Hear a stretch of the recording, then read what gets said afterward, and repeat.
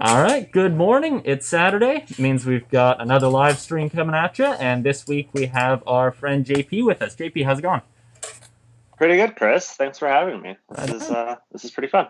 Yeah, this is going to be cool. It's going to be a little bit of a different setup.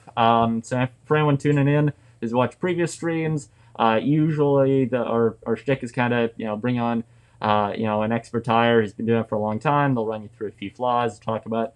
JP, you've been tying for a year, maybe a little bit more now. This is my second winter tying Oh, flies filling boxes. nice. So pretty green. Yep. You've gone a hell of a lot better in that time for sure. We've seen Side Flies doing a I great sure job. as hell hope so. Well, the fish seem to agree with you there. So, um, yeah, the idea with this one is basically we've got JP here. JP is, like I say, relatively green when it comes to tying. Also, fairly new fishing wise. You've been at maybe close to 3 years now, I guess, fly fishing. Yeah. So again, not super long, but you've got a pretty good grasp on things, and your learning curve's definitely been on the up. So the idea was to kind of walk folks through what they can expect starting tying, maybe fishing to a certain extent as well, and kind of talk through how your approach has changed throughout those years as well. I think a lot of people will be able to relate to that and maybe pick up some tips, whether they're new or experienced, and how they can work with their own skills and improve. So yeah, I think this should be fun. Yeah, absolutely. I hope this will be insightful to some because yeah, I definitely find your streams really good, and Ian Troops have, as I've been telling you, have been blowing me away. This is like the polar opposite of that. I'm not the guy to tell you what to do. I'll tell you how I screwed up, probably more so than anything else. Hey, honesty, Um, that's good. but yeah, so I've been fly fishing for, this will be my third season, so fly tying for 2 years roughly, and I've really kind of just loved it. Like I fell in love with both both intertwined, but also on a separate level, as I've told you many Yeah, you picked times. up fly tying really Where after. It was a pretty quick. yeah, but it's just it's almost as though it's separated. I just enjoy fly tying as an activity in itself, um, which has become kind of challenging because winters are long and you can tie a lot of flies, and then if you don't get enough time to lose them in trees, yeah, you might not have a lot to tie, so you just end up with a huge surplus.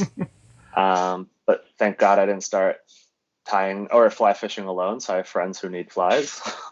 So that's been extremely convenient. But yeah, it's been quite a fun little new hobby to pick up and kind of get really immersed in, with your help, obviously.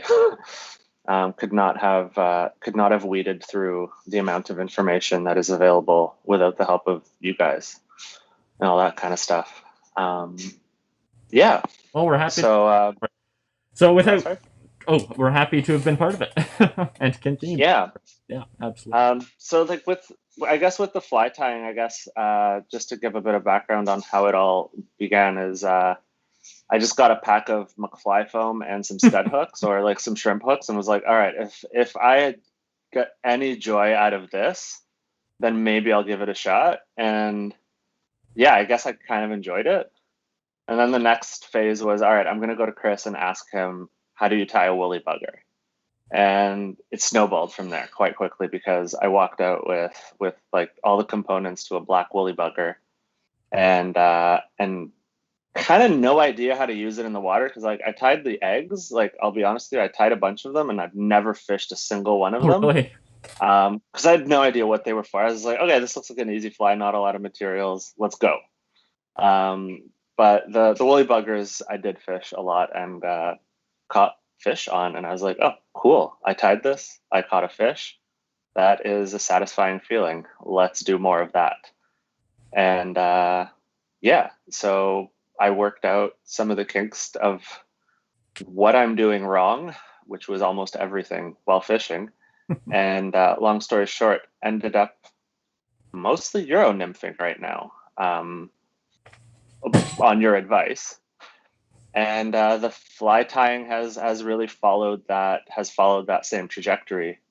Uh, just go like into a fairly just, it's kind of technical tying. Like it's not complicated, and it's not like classic salmon patterns that you tie, but you're really thinking about more of the functionality, and almost as if like the engineering of the fly is like, what are you trying to achieve with it, like in terms of sink rates, and so you could switch them up. So I kind of found that really fun on a personal creative level, because you can just not create a new pattern, but modify the pattern to fit the conditions you want to fish it in.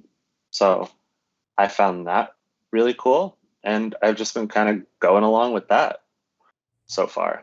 Very cool. So, Yeah, I think that's something that everybody, like, you've been more into trout and bass fishing off the bat, but like no matter yeah, what I think anyone fishes for, they can apply that same kind of thinking and have fine tuned things. And as we're going to talk about, sort of um, you know graduate their thought process over time, and sort of fine tune things. So it's a cool aspect to the whole hobby for sure.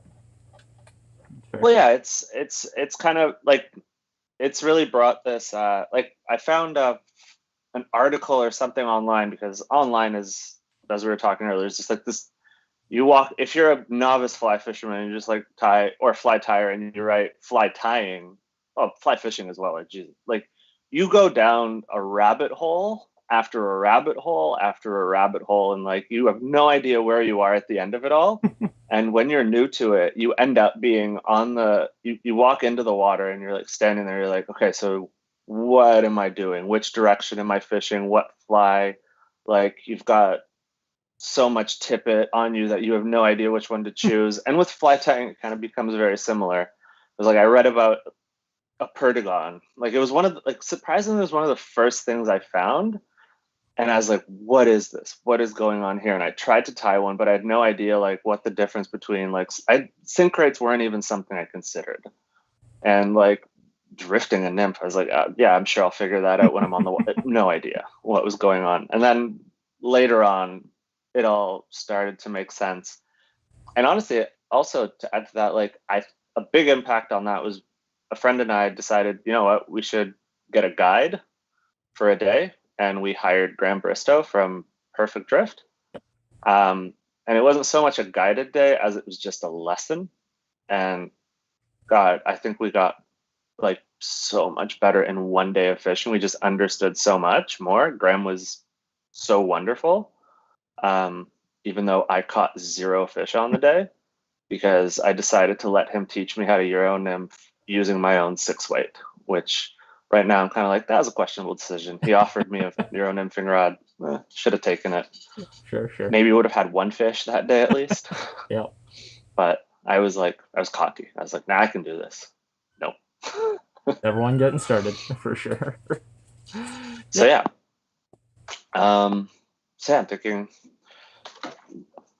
do you want to try and tie a fly? Yeah, let's jump into it. I mean, that's what people are tuned in here to watch. So All right. we'll do that, and we'll talk a little bit more as we go about everything else. Yeah, absolutely. So I'll start off with the one that kind of got me really. It's super simple. It's just called a Gasolina Protagon, or a version of a Gasolina that I was able to figure out with substitute materials, or not even substitute. I didn't know what went into it, so I just found what looked closest, and I went, good enough. And the fish thought so too. So yeah, here I will switch up the camera. And just there we go. The other streams that we've done. If anyone does have questions kind of as we go, you can throw them down in the chat, and we will answer those best as we can. I think, JP, if you center that maybe a little bit more, it might focus better on the vise. There we go. There we go. Is that better? Yep, looks great. Good. All right. So I'll just maybe pop in the fly to show what it looks like. I don't know if I'll be able to see that. Yeah, maybe I won't. No. So it's essentially just a thread body Protagon with a tinsel on it.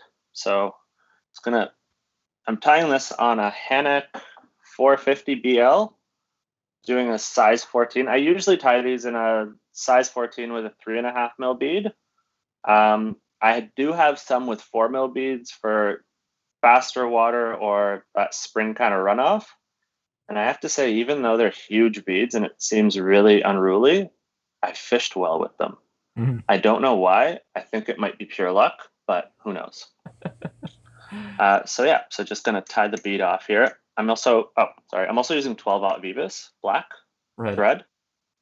And for Tie viewers that. who might be watching and haven't used the whole Jig Hook system yet, I think a lot of people are familiar, but so you've got Jig Hook with that like bent down eye so that the hook actually inverts when it fishes. And then the bead, is there anything special about that bead you're using? It's just a slotted tungsten bead in copper. Right. I would assume you could tie this in any color you choose in terms of the bead color. I started tying in copper. That's how I saw it. And it's if it ain't broke, don't fix it, I guess. And I've got a lot of different bead, like out of the patterns that I've chosen today, I have quite a few bead colors that I operate with. So I just kind of vary those up. So yeah, if it's a little bit clearer water, then I will be happy with copper. But if it's a little stained or a little bit of runoff, I will use silver maybe. Sure. But honestly, sometimes it's just the luck of the draw. What feels like it's going to give me confidence on that run or in that pool. So Yeah. who knows? But yeah. So then tailing fiber. I use Coq de Lion on this. Mm-hmm. And roughly just measure off the length of the shank and tie that off.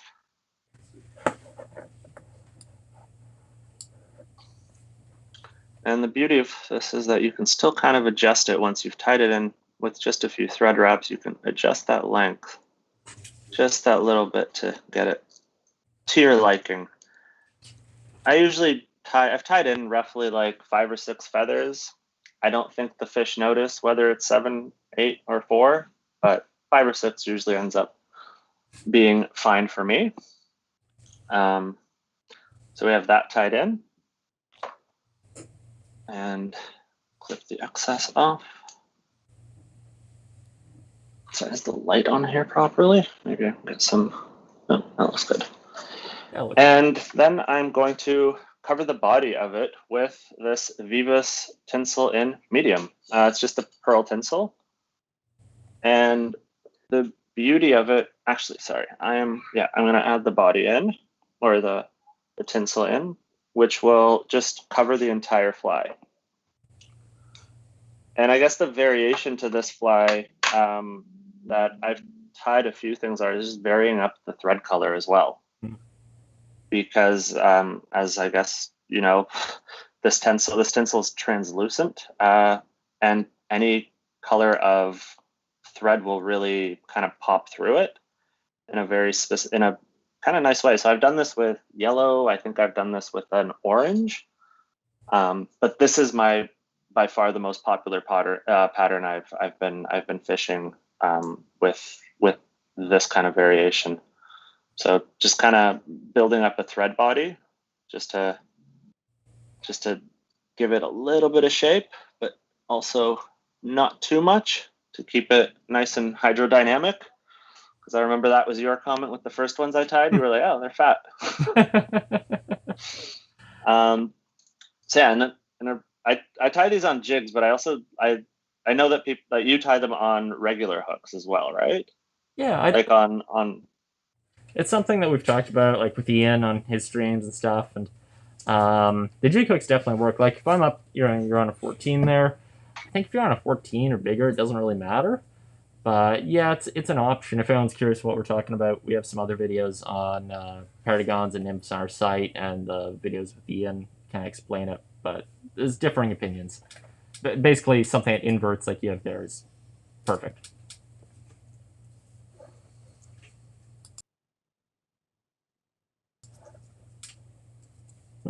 Are you there? Oh, sorry. There we go. There's my sound. My sound's back. For some reason, my sound left me. Yeah. Sorry, did you say something? I totally heard nothing. Oh, yeah, no, I was basically just saying that. Yeah, there's differing opinions on the jig. Okay. On jig. Yeah, I've noticed with I started tying on the Dohiku hooks, which are just as wonderful as the Hannock hooks. The reason I've chosen Hannock recently is they have a bit of a shorter shank, which I find appealing right now aesthetically. Like, it catches me. I don't know if it catches more fish. And it's a little bit smaller, but what I've noticed with the 302s, the Dohiku 302s that you tie on, like their nymph hooks, they're quite a bit smaller, which I've really enjoyed. Yeah, So I do also a lot do of time that. the jig hooks seem to be a little oversized for whatever reason. Yeah, not a bad Yeah, thing. like, You have to compensate for it, right? yeah, like an 18 Dohiku J hook and an 18 Dohiku like 302, like it's a fairly large difference. So if you're, I don't often fish super small things, like a 20 on a nymph. Like, I don't think I've ever fished that. I may have tied one or two, but I don't think I fish it. But there are those slower passes of water where I think, okay, maybe I'll get something a little bit more subtle, I guess is the way to put it. And that's when I would aim for that. But okay, in this case, let's carry on with this guy. Yeah. Another fun feature that I quite enjoy out of a jig hook is that you don't need to half hitch it off if you're going to use the rotary function of your vise. You can just kind of hook it under the eye of the, if it's only for a few turns, that is. If you're doing a lot of turns, you'd probably want to tie it off. But yeah, and then just wrap the tinsel up the body. You can really see how that pearl kind of picks up the black underneath. It's a nice look. Yeah, and it kind of reminds you of the reason why it's called the gasolina. That little slick look. The color on top of a gas can. Yeah. Or in a puddle at a gas station. And yeah, and that's pretty much it for this portion of the fly. Just kind of tie off that thread, give it a, fortunately, I watched your video on how to do it by hand, but I'm not even going to attempt that. I already feel challenged enough doing a whip finish with a camera in between myself and the fly. Oh yeah, God, this is harder than I expected it to be. There we go. I got it in, I think. Yes, I did. Looks like it. Whew. All right, let's give it a 4-turn whip finish. Like a pro. What's that? Sorry. Like a pro. I barely even saw it happen.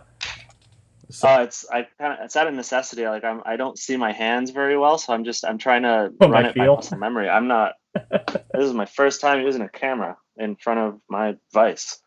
But yeah, so we have that, and then essentially, as all Protagons go, there is the UV resin element of it. So just using UV thin resin on these, because this is the first one I've purchased and I still have it, surprisingly enough. Like, I've tied probably close to, I'm going to say 500 or 600 Protagons, and this is still, like, this little bottle is still running.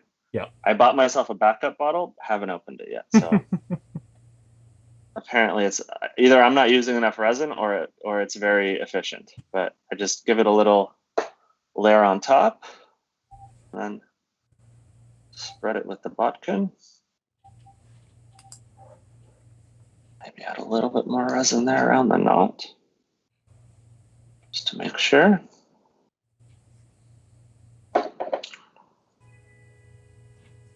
And then that's probably nice enough. And zap it with the torch.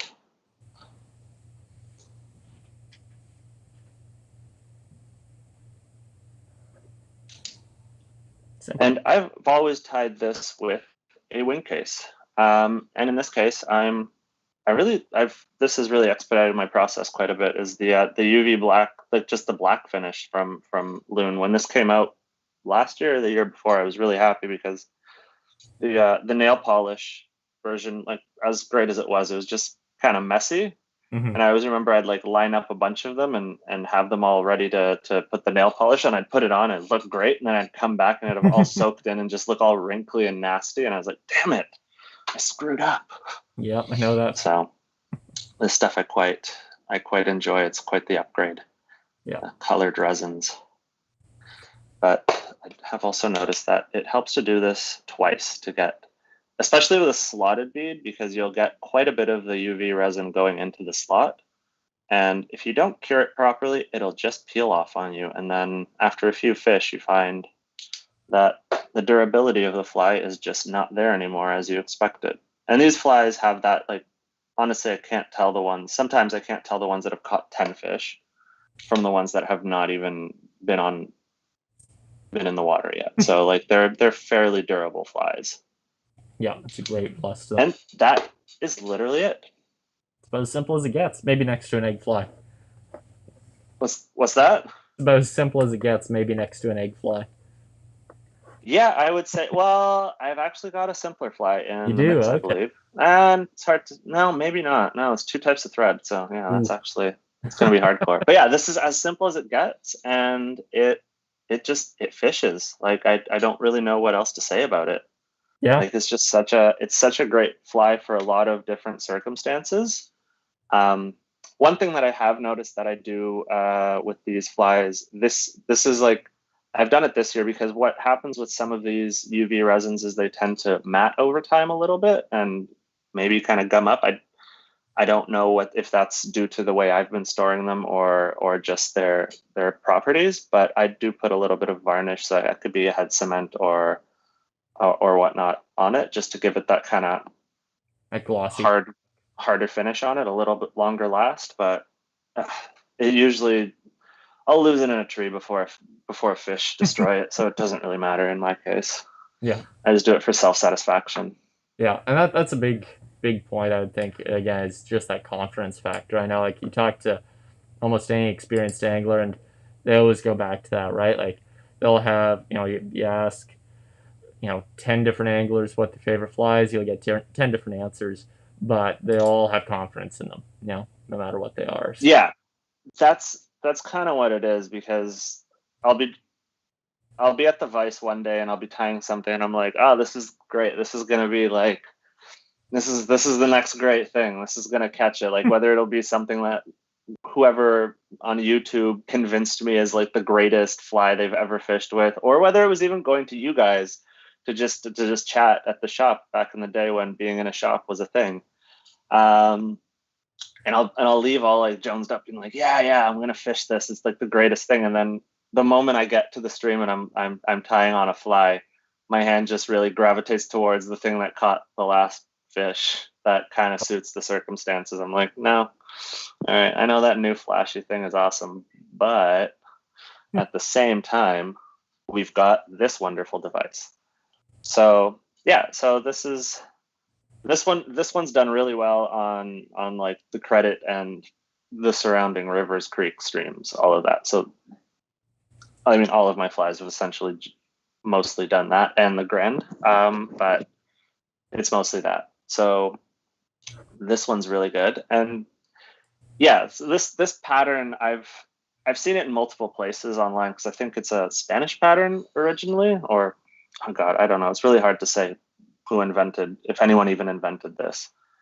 But it's yeah, like it's really easy to substitute them into like the tinsels, because like you could get there's a very specific like color code of tinsel that some people swear by using on this thing, and I don't think that's necessary. But then again. Yep. Mark, sorry, what's that? asking, he had a quick question. If we had any thoughts about the duration of the UV light, or I guess how long to zap a fly for. I'll be honest, I don't really have a preference. I know some guys go like hit it for like 1 second, 2 seconds, and then 10 or 15. Supposedly that's the best way to go. I hit it for just like 7, 8. I don't know. What works for you? I think it also depends on your resin and the light you're using. Yeah. Because I know like the Loon Infinity light, if you look at it's like 10 watts. Yeah. Like, it's a very powerful light, and yeah, it zaps much faster. My first light that I bought was just some real bad janky thing, and like half the time I could zap for 30 seconds. I'd put the fly away and it was still oozing off of it. So yeah, just get a quality light. Yeah, I think that's the important thing. And just play around with it, like do 1 second, yeah, plus one until it's dry. I'm sure different resins also behave in different ways, because I don't I don't remember which one it is. Maybe it's the solar res, but I think it warms up quite a bit in the process or of it being zapped. Whereas like the loon doesn't do that. Because I remember playing around with them just on a piece of styrofoam, and one of them actually melted the styrofoam quite a bit during the zap, and I was like, oh wow. And they're just right next to each other, so the same light, same circumstance, same duration. So I guess, yeah, it's just kind of getting to know the product just a little bit, because they do all vary. Like I'm sure, like they might. I don't know what the exact origin of UV resins is, but I know that the nail salons use them quite a bit. So like I'm sure there's some sort of mixture of different reasonings and formulas that they've come up with through that development. So who knows? There you go, yeah. Marty. Who knows? But yeah, it's play around. Yeah, figure out your specific product that you're using. Yeah. All right. Great. So let me see. I have another. Okay, so this is something that or maybe I'll put this in the vise and it'll be more visible. So this is, I hope it's visible. This is a smaller version. I'll tie a 14 to make it to make it easier on the eyes for the video. But yeah, this is just a little. This is more imitative of actual of something that lives in a stream, possibly more of a, I'd say like a Batis type of blue and olive nymph. And this is something that I probably Frankenstein from a few patterns that I've seen online. And I also really just like the idea of tying with stripped quills that you guys had. These guys, partially because I'm Polish and there's some sort of pride to it. And the other, I thought it just really looked cool, the segmentation that you get from the quill. So yeah, this I tied and I thought, well, that was just going to be a bit of a throwaway pattern because it was my own version of something that I've seen, but it actually proved to be really good. And I was like, sweet, this is awesome. I'm going to go pro. No, I didn't do that. But yeah, so, and it's a cool material too that I think is starting to, I don't know. It seems like I just see more videos of it online now, and you guys posted a video of it. You've always had a ton of it, but I've noticed that the natural one is starting to sell out faster, so gaining in popularity. So yeah, again, this is a size 14 hook with a 3.5 mil copper bead, tungsten slotted, because all of my nymphs are as such. I tick bottom very often because I am not the greatest fisherman, so or angler, so I would prefer to have the jig pointing up. So what is this? This is a 14-aught Vibus in olive. I would probably use a 12-aught on this size if it were my choice, but I do not have one. And I'm just gonna tie it with a 14-aught because it's there. It's not going to make that much of a difference. Although I do have to say, regarding threads, for if someone's starting off, getting used to one brand of thread is so helpful. Jumping between brands of thread I found to be not easy if you're new. Just the thread tension was so different on each and every thread that I would snap off. If I were tying with the equivalent size or roughly equivalent size between Vivus and Unithread or UTC, I just found I'd snap off UTC or Unithread much more often. Yep. I don't know. Just so different. The strengths, the tensile strengths are all over the map. So yeah, I'd agree. It's good. Yeah, I definitely noticed that when I started looking at different patterns and things like that, and okay, how do you tie this? How do you do that? I would be listening to whoever it was, whether it's like Tom Rosenbauer's stuff or Tim Flanger from Tightlines. He has a whole Orvis fly tying thing, and they would always be using different brands, although now they're starting to use Vivus. And I never knew what was going on because you'd read aught sizes or then you'd read deniers and then you'd find out that they're not necessarily all uniform and that the standards don't really necessarily go everywhere. And now people are adding gel spun to that. So you've got like 18 aughts that you could pull cars with. And yeah, it's that was definitely one thing that I found just helpful, like that you guys had like a full selection of colors in one brand that I could just feel confident with. I knew how hard I could pull Yeah. on the fly. So yeah, that's terrific. Back to this Betis pattern, which will on a 14 seems extremely large to me right now. Well, maybe you just But call it a Betis once it gets that big. It's suddenly a March Brown. Suddenly it just there's a lot of fertilizer previous season and it just grew. All right, so yeah, so again, this is similar to the last one, Coq de Leon tail. Again, you want to show just what Coq de Leon is? Oh, absolutely. Sorry. So wonderful Spanish chicken. It's just these beautiful tail feathers, or this is actually from a saddle. But yeah, they're extremely durable, which it doesn't seem like it when you do it at first. And that was also one of those things that I remember everyone was tying tails with this, and I was like, what is this magical material? Who is this? And yeah, it is great. Absolutely worth every penny, because pheasant tail, as great as it looks, is a little bit more brittle than this. Actually, a lot more brittle than this. It has its positives as well. It is there's always these are stiffer in the water and have a lot less movement, but yeah, they survive a lot more situations where they are getting attacked by fish. So say when you have a fly as durable as something like a Protagon is, why wouldn't you want the whole thing to be durable and not just the body? exactly, like it becomes a little bit irritating if you've got something that's been zapped with so much glue and then covered in varnish, and then a part of it just rips off on you, and you're like, oh, great. Well, I mean, I'd still fish it, but I wouldn't feel confident, so I guess I wouldn't fish it. But yeah, okay. So there's that. So I'm gonna build a little bit of a body, because I'm guessing that it's not that visible, but I just want to make it as uniform as possible. And I've had the thread lying here or just sitting here while we talk, and it's kind of unspun and it's nice and flat, which I'm very happy with. I usually don't have the patience to do that. But yeah, so one of the things I found with stripped quill, and I don't recall, because you have a stripped quill Protagon video recently, right?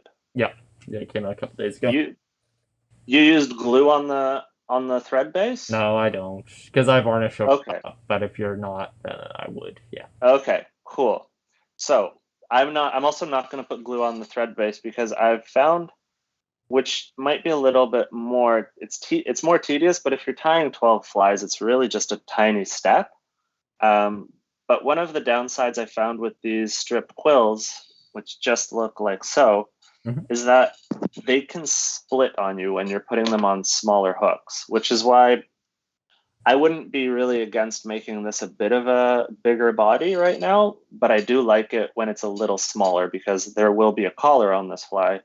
So I still want to kind of balance out that sink rate. So I soak these in a little bowl of water for 10 to 15 minutes. Like while I'm prepping, I just put them in a little bowl of water. And by doing, I didn't make that up. I don't remember who did that in a video or in a book that I read that they said to do that. But I've had a fairly good no split rate, to be honest. Like they don't unravel on me and turn a little bit unruly. So I'm going to tie in this quill, and again, I don't know if that's super visible, but there is a dark side and a light side to it. So I'm going to tie it dark side up. And so you're tying it in by the tip, right? The thinner end? Excuse me? Are you tying it in by the tip or the base? I'm tying it in by the tip at this point. Yeah. Sorry. So I cut there's each one of these, when they come out of the baggie, they've got this little bit of the hurl kind of still left on them. So I like to snip that off, because I find that to be very brittle and it can pull off sometimes. And on these shorter flies, truth is, you're not going to use the entire quill anyway. So there is no need to really to maximize that one piece of quill as much, and it does become easier if you have a little bit more material to work with in order to tie it off later on. So at this point, just to make it, I wouldn't necessarily do this when I'm tying for myself, but I'm gonna grab some hackle pliers to kind of hedge my bets in terms of not screwing this up when I start the rotary function here. So I've got these little stone foe guys with the elastic on it, which I find to be, especially for brittle materials like this, quite helpful. Yeah. Sure. Because they don't, gives you a little bit more confidence in what's going on there. All right, so I'm just gonna do the same thing that I did there. So with the hook eye kind of catching the thread so it doesn't unravel with every spin.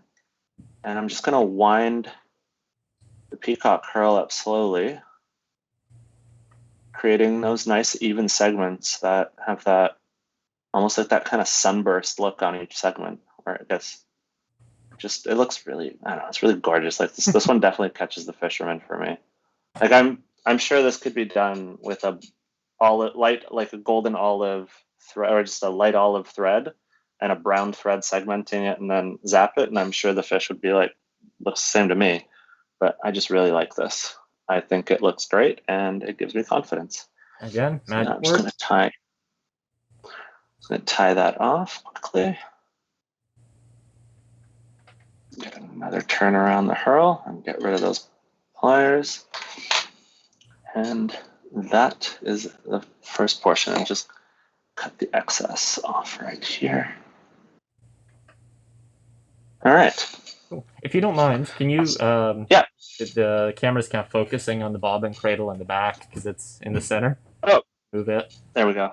Oh, either side, yeah, that works. Cool. All right, sorry about that. Good. I'll move the bobbin cradle a little bit lower, maybe.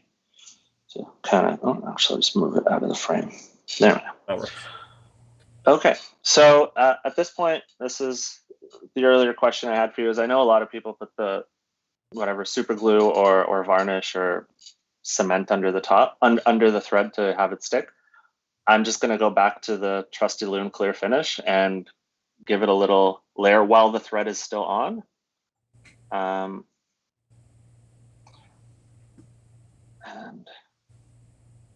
a little more here. I try to keep this one as minimal as possible to almost get the texture of the quill coming through the resin, because I feel like that it's appealing visually. So go figure. There's also the idea that you could kind of pinch it to get a little bit more of the excess off, and that one I picked up from Lance Egan on, I think, one of his flies, the thread Frenchie, or one of his thread body flies. Sure, that's a good one. And yeah, just now I'm feeling self-conscious about how long I zapped the glue for. I have no idea. Look what you've already. For exactly that many seconds, if you don't do it, it will not work.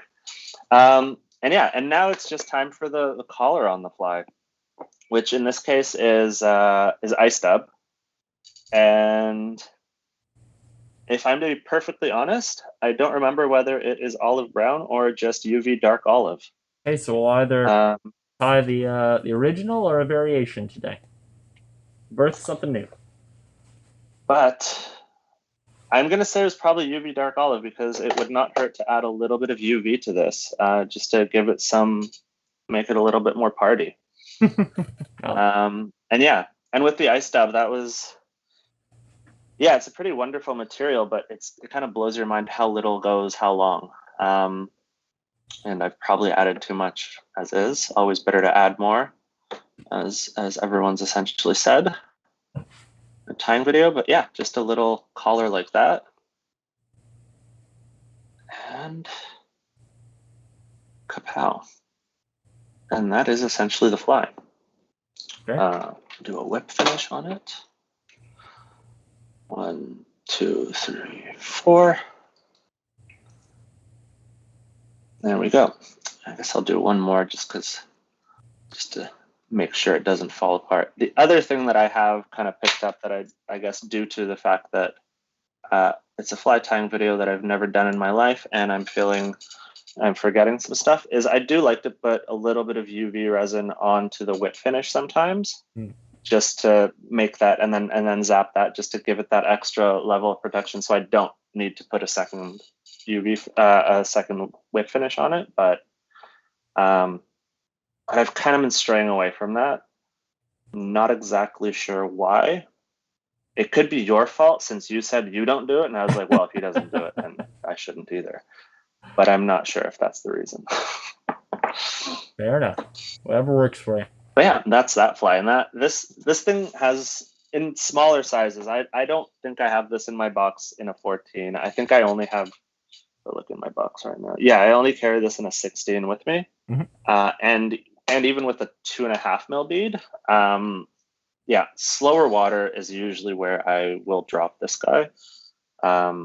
The Gasolina, that I'll drop into literally any water, and like fast water is its home. If there's a little bit of turbulence, it's just perfect. Whereas this thing, it does well, and in a smaller size, it can even go under on a long drift under like a wool indicator or something, like super light. Yeah, it surprised me. I didn't think I could come up with anything that would catch fish, and yeah. And not that I came up with this. I'm definitely not taking credit for coming up with this, but just this mishmash of different flies that just turned into a fly that I tied. Pretty cool how that just kind of, mix of feathers and plastic will fool fish. Yeah, like what could possibly go wrong? Like you're just putting a bunch of materials together. Like if you look at the Gasolina, it makes you wonder sometimes. You're like, it's so flashy. Like, what does it resemble? Like, what makes them? But it just works. Like after you've caught, I think it was after that day when we were out with Graham. I think I came into the shop and said like, yeah, we did this. I didn't catch any fish, and I think you threw a few patterns at me. You were like, try this. And I did that, and I think my first time out, I had never done this before, but I think I caught like 10 fish in a day, and I was like, oh my God, how is that even possible? And I think most of them were on the Gasolina. Yeah. It was just, yeah, I felt like I'd unlocked something. Like on the way, short thereafter, I figured nothing out, but that's not true. But it was satisfying nevertheless to like, that's the whole thing about fly fishing that makes it wonderful. And I guess fly tying as a complement to that is you go to the river with all these ideas, or to the water with all these ideas of what you're going to do, what you read in a book, what you saw in a video, and you leave with more questions. Like if you answer one or two of the million questions you have, that's great, but you leave with you've doubled your amount of questions, and it feels like the deeper you get, the more questions you have and the more critical you are. Yeah, that's a good way to look at it. So how long was it, I'm curious to know, JP, like between the time that you started tying flies and fishing said flies, how long was it before you started actually getting fish on them? For anyone who's looking at starting and thinks that they need to spend 10 years tying before it actually does something for them. Well, I'd say right away, like as long as you just choose the right pattern, which most people are told to just tie a woolly bugger, just like myself. And yeah, you can tie the ugliest bugger in the world and it'll fish. It just will. I don't know. I'm not an expert. Don't know why, but it just does. So it was, yeah, like I think like I started tying fairly quickly after I bought the fly rod. I was like, I want to do this, because that was one of the things that I had been mentioning. I had been talking about wanting to try fly fishing and this and that and the other, and my wife was just like, yeah, you should try it. And then she just got me a fly tying kit for my birthday, and I was like, oh, I guess the ball's in my court now. Like I can't just keep talking about this. And I had like all the Dr. Slick stuff, which is still wonderful, but let me see. I'm like, maybe I can find one of these like nasty buggers that I actually tied. Like one of these first things. Oh God, it's like there's so much glue on them. They're just. Oh, like okay, this will be good. This is where like I tried to be super creative and make my own design. So like, get this. It's not a black bugger. It's olive. but like just I wasn't even able to choose the hackle fibers properly on it. So they're probably what 3 times the length of the hook gap here. Oh, If you have a peek at that, like I mean it's not a terrible fly, but like I can see the glue from here, and these hackle fibers are just so long.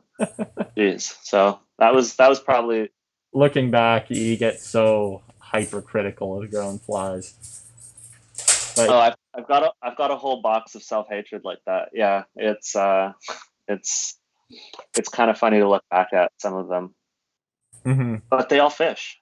Like that's that's the beauty of it, right? You can make it. You can get into very complex and beautiful patterns, but I think it's important to just appreciate the fly tying on its own as either a hobby or an ability. But it's like the more beautiful the fly is and the better it's executed won't necessarily fish. Like it's like what Ian was saying in all of his videos. Like he's a phenomenal angler. Like he knows the water. He knows what he's trying to do. He's not gonna pay attention to every single detail the same way someone would pay attention to a salmon fly that they're posting on a forum or something to get the attention it deserves, but it's just a different purpose. Mm-hmm. But yeah, this was a phenomenal. Oh god, oh god. It's funny. There's kind of funny, like, kind of tongue-in-cheek comment that a lot of guides and people in the industry will say when they see somebody's first flies and they look kind of straggly and all over the place. You just look at it like that'll fish. That'll fish. Don't overthink it. Yeah, well, that It's was, true. Like, and I frankly, think, some of the fishiest flies that we've ever seen come from the newest tires, just because they are kind of buggy and helpless looking in the water. It's what you want. well, yeah, and they just it worked really well. Like these woolly buggers, I don't think I've ever caught trout on a woolly bugger. Oh, really?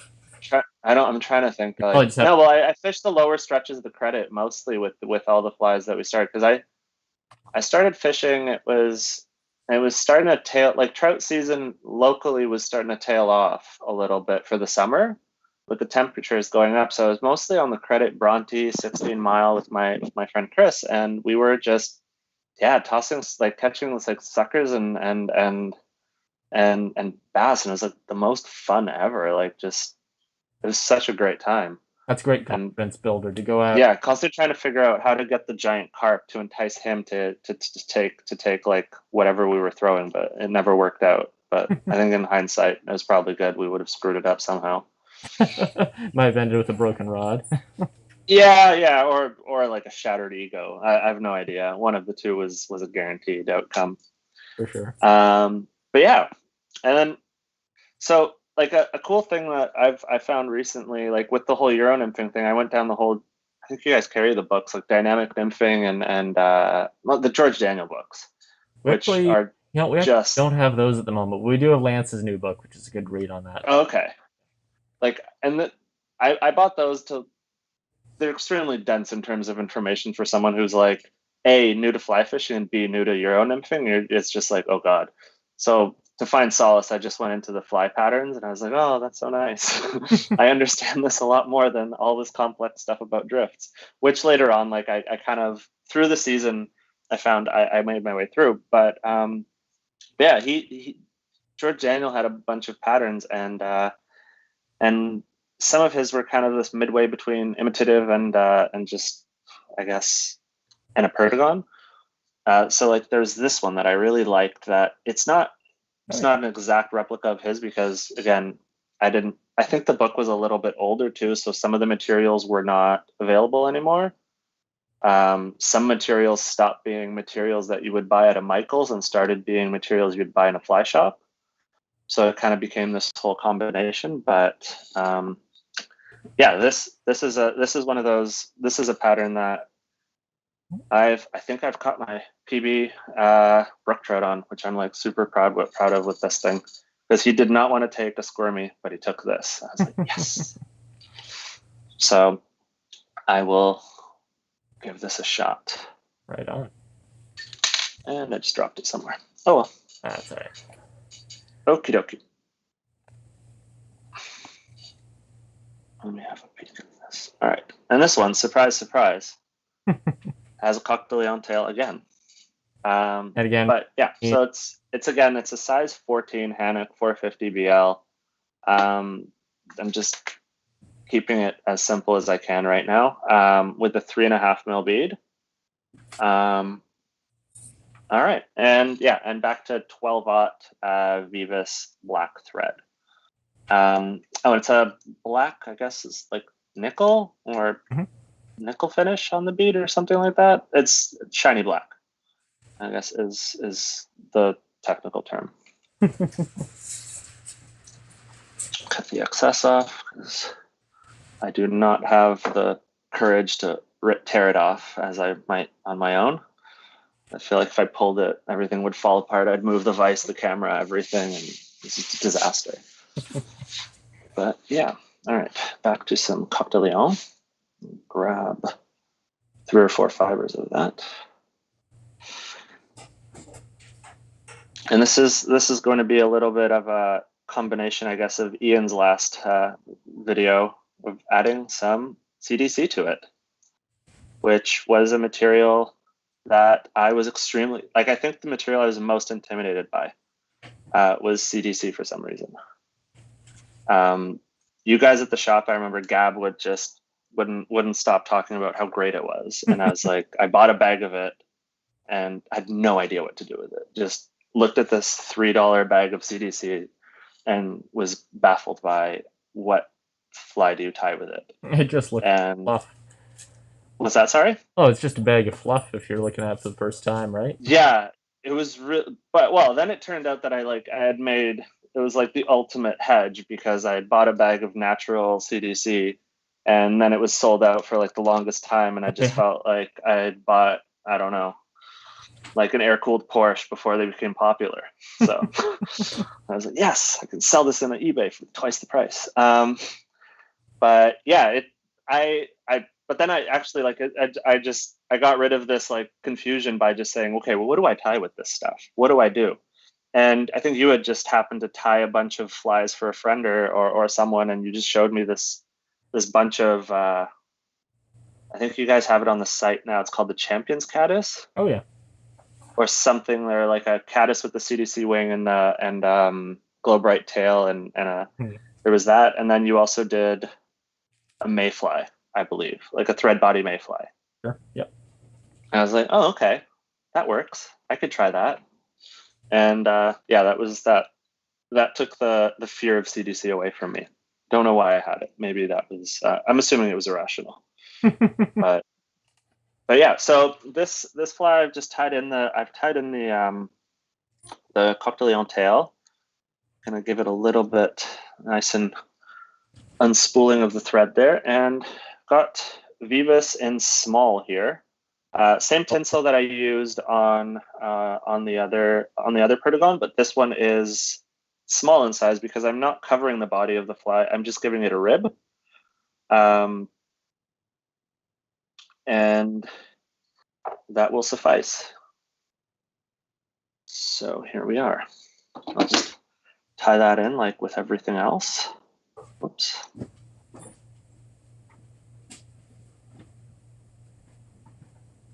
And there we go. This guy's in. Cover it up because since we are ribbing it, I do want to have that contrast between the black and the rib itself, but I think I've covered in the tie-in point fairly well. Do the same thing, use the rotary function, and just maybe try to get 3 or 4 turns in up to the top, just to kind of give it a little bit of flash, but not all flash. Because there is going to be that little veil of CDC on this fly. Where is my bobbin? There it is. Bring in that thread. All right. So there is that. And, oops, get that from this side. And these, when you're tying a bunch of these, I usually tie them off to this point in a batch, and then I do the Protagon body on them. I don't know if the Protagon body is necessary on it, or the UV resin body is a necessity of it, but it just feels like it'll add durability, because that's really all it's for, because there is going to be quite a bit of that CDC on here and a collar. So sync rate isn't phenomenal on this fly, but it does do a job. And don't quote me on this, but I believe that this is supposed to be somewhere between, actually not between, just something to look like an isonychia.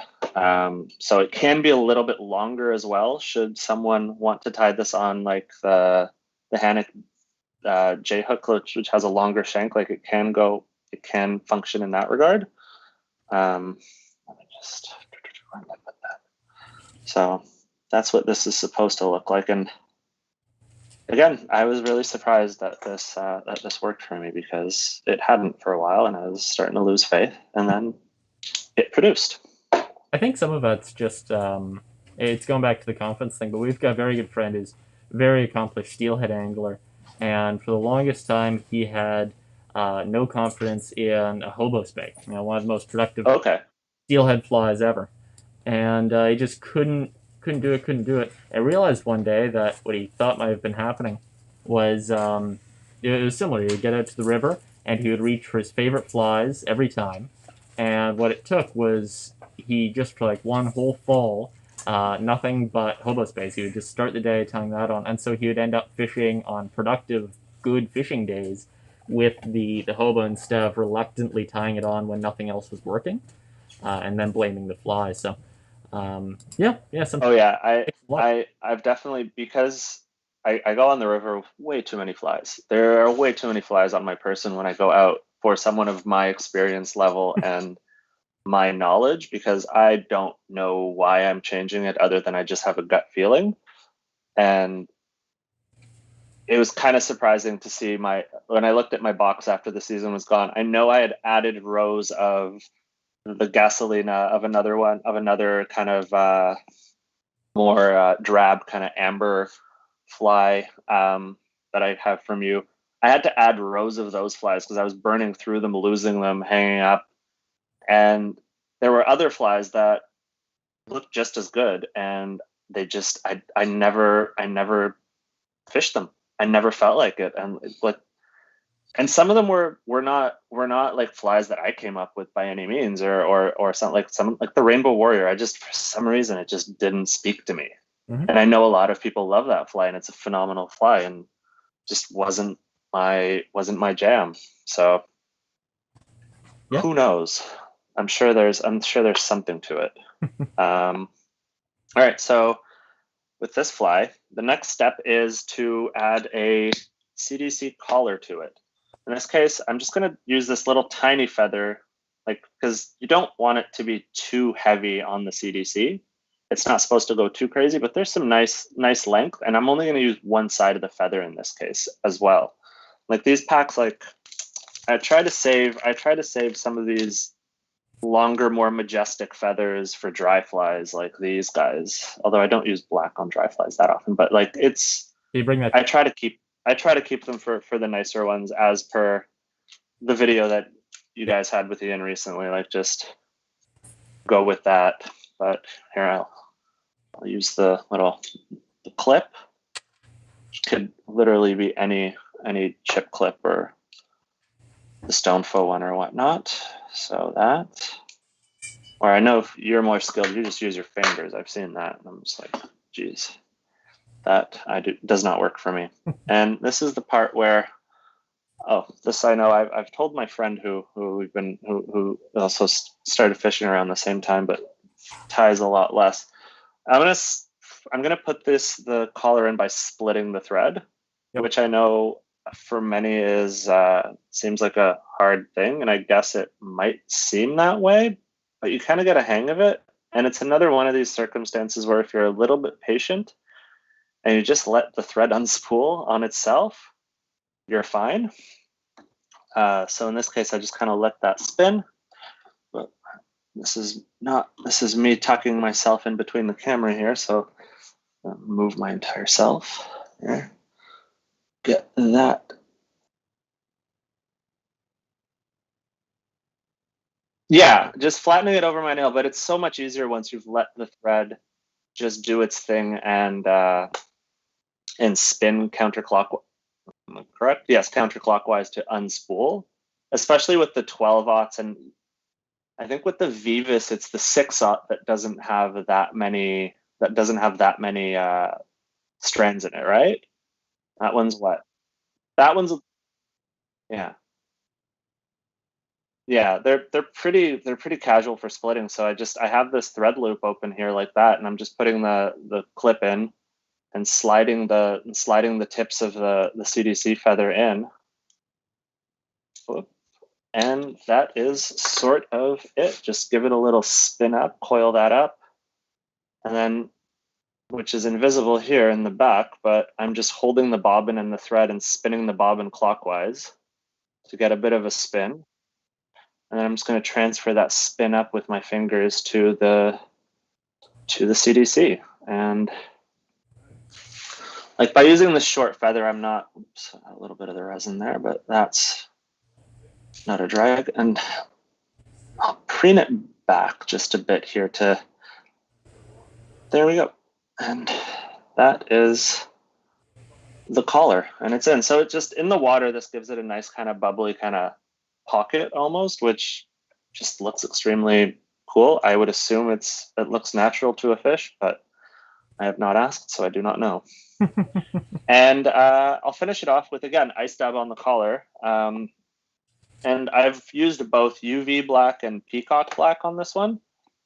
But in this circumstance, I'm going to just take a tiny pinch of the UV black ice dab, toss that in here. Again, always grab less than you think you need because that's the right amount. And just coil that in like that.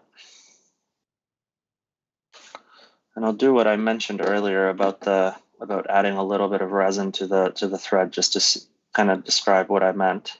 But it's literally just to kind of put a tiny coat of resin on the thread, and then you can even give it a turn just to get that resin in.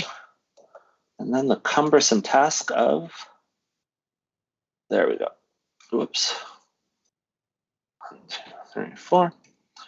Now that you don't really need to give it that second zap.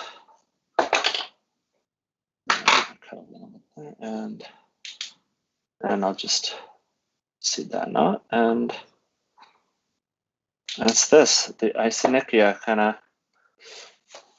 look-alike, let's call it. Really nice. Which isn't the most complex pattern, but I do kind of like it. It's just worked for me again. And there's, like with all of these flies, it's essentially every one of these materials comes in every color of the rainbow. So it's kind of pick your own adventure. You can even give it your own name if you so choose to, which many people do. But it's Cool. it's pretty simple. Yeah. And Terrific. not much to it. So yeah, Chris, how are we doing for time? Because I don't want to. We're good for time. We just ticked over 11, so everybody's suddenly calling the shots. The other guys grabbed that. But no, that's wicked. Some really good tips there. I did have a couple of just kind of general questions, like, you know, if somebody was looking at starting out and they weren't sure about it. So when you were starting out, did you have any kind of misconceptions about tying, like looking back, things that you thought fly tying was that didn't end up being, or things that have changed? I don't think it was necessarily misconceptions, but I do think it was just intimidating being kind of an entirely new thing attached to this whole fly fishing thing that I didn't really know that much about. But the thing that I guess I didn't imagine it to be as integrated into the fly fishing as it is when I started Euro nymphing. That's when I or tightline nymphing or whatever you call it. But that's when I kind of saw a very distinct correlation between what I tie on the at the bench and like what it ends up being in the water and how it works out. and I really enjoy. I didn't see that design process being so connected to it, because I always imagined it was that, that the river runs through it, kind of dry flies and this delicate presentation. It's more of an art than a science. It's like, well, no, there's a science to it. There's a method to doing this stuff. And yeah, I think that's what I really enjoyed. And it's really up to you, and there's no wrong way around it. Like you can't, even some of the mistakes and ugly flies, they'll work, and you'll realize, hey, that's not that bad. I've definitely had CDC collars and things like that, like with this fly in particular, just fall off the fly on the day that I'm fishing. I'm like, oh, I must have done a really good job tying that one. But then I realized, oh, but this fly doesn't really need that to work just as well. So yeah, there's always a positive in every kind of screw up or negative that you might have. So yeah, I guess that's something I would add to that. Biggest thing would be just do it. Like if you're thinking about it, just start somewhere and figure stuff out. Sorry, guys, just unloading some stuff through the door there. It's a little noisy. Yeah, that's awesome. And like you kind of touched on, like for somebody starting out, there is just this plethora and almost overwhelming kind of amount of information and materials and all this kind of stuff out there. Is there an easy way you can think of kind of breaking that down, or just a good starting place for people so that they don't get too overwhelmed? I still find myself constantly searching and looking. But honestly, the best, and this will sound like I'm just plugging you guys, but like, it's just talk to your local fly shop. Like if you have confidence in the guys that sold you your waders and your boots and your fly rod, ask them what flies they're tying or they're fishing, and just get information from them there. Like if you're brand new at it, like you guys have helped me so much with all this stuff. Like some of these patterns, like I chose, like I fish the patterns that I showed today. I fish a lot, but I chose them because like these are the ones I kind of either found like on my own based on direction. But a lot of the patterns I fish are just straight up like what you've told me. You're like, oh, try this. I'm like, oh, okay, cool. And I think that's, yeah, like there's so many resources online. So many fly shops are doing videos and things like that, and so many different people are doing their own videos, that it's just nice to have a face to put, like, and just like kind of like a friend, and be like, hey, you know more about this, what could I do with this? Because yeah, you get inundated with way too much information probably. Yeah. And then it's also specializing, like finding the way you like to fish, figuring that out and zoning in on that. Yeah, I think that's good. Like you said, I mean, you almost did it kind of backwards. It's interesting where you started by tying, just some flies that caught your eye, and then molded your fishing around the flies that you had in your box. But yeah, as already well, fishing. Sorry, go ahead. Yeah, like it's interesting because as like I obviously tie more than just nymphs. I really love tying dry flies. I just don't fish them enough to justify spending a lot of time doing it. And I've really tied quite a few streamers and bass bugs this winter for next season. But I've definitely found a serious level of satisfaction in the combination between like a fly that catches, like that I fish with, and so I need that element. It needs to be fished, it needs to be practical, and then I can justify all the frivolous pretty things on it on my own in some convoluted way to say, oh, it needs this flashy bit because XYZ, as opposed to, yeah, I thought about, as I spoke to you about this as well, and you were like, yeah, go for it. It's a great idea. It's really fun. Salmon flies, like traditional married wing salmon flies. And then I sat with the idea for a few months, and I was like, I would be afraid to fish one of those. Like tube flies seem like they make so much sense. Yep. I need to look into this. And this, it's almost as though I want to start, I want to get into steelhead fishing because I just want to have some, like the flies are really cool. Tie some flies that would be a lot of fun. So yeah, it's kind of the tail wagging the dog, but that's all right. It's a hobby. It can happen that way. Yeah, I don't think there's a wrong way to go. But yeah, probably just sort of limit your focus to start with, I think would be the takeaway. Like, if you want to do trout, great. Do trout, find, sort of a few flies that you like, and then just tie them, get comfortable, and probably don't bounce around too much, because that's, I think, if you overwhelm yourself, you're limiting your ability to develop your skills, not just in the technique, but also in the innovation with fly tying, right? If you kind of stick Yeah. on one sort of little niche in the sport, then you can kind of Well, develop things, right? yeah, absolutely. Like it kind of. I had a fun example these last 2 years where I filled my box last year, and I saw how I fished it, and then a friend of mine, he asked me, he's like, hey, like I'll pay you for some of the materials, like would you tie some flies, or I offered it. I don't recall exactly how it went, but I was like, yeah, sure. And I looked at the patterns that I was going to tie, and like based on like, okay, this is my box, what did I actually use? And it was fun to see that evolution, and then also to see the comparable final product and just flies that I thought were fine, fishing them throughout the season. Then when I tied my friend's box, I was like, okay, I've gotten a bit better at this. Like these are nicer. They're a little bit more uniform. They look less lopsided. Yeah, like it's kind of fun with that. So, and it was also like, even though you're tying, I don't know, you've tied